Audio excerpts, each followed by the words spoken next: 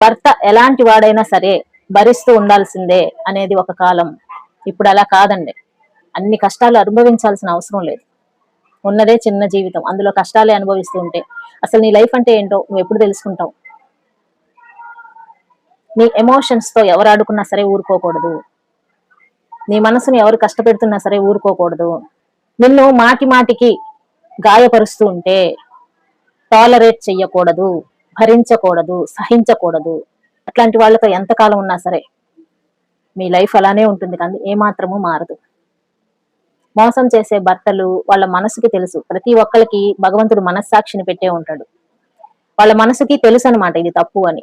ఇప్పుడు తప్పు చేసే వాళ్ళు ఇది తప్పు అని తెలియకుండా చేశారు అనుకోండి, వాళ్లకు మనం ఏమైనా చెప్పి మార్చడానికి అవకాశాలు ఉంటాయి.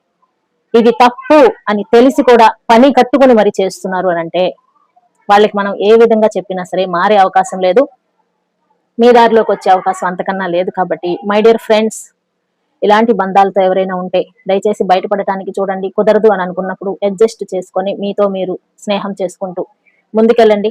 ప్రేమికులైతే మాత్రం చాలా జాగ్రత్త. ఐ హోప్ ఈ వీడియో మీ అందరికీ యూస్ఫుల్ గా ఉంటుంది అని అనుకుంటున్నాను. వీడియో నచ్చితే లైక్ చేయండి. మరిన్ని మంచి వీడియోల కోసం ఛానల్ ని సబ్స్క్రైబ్ చేసుకోండి. నెక్స్ట్ టైం మరో మంచి వీడియోతో మళ్ళీ మీ ముందుకు వచ్చేస్తాను. అంటిల్ దెన్, జై హింద్.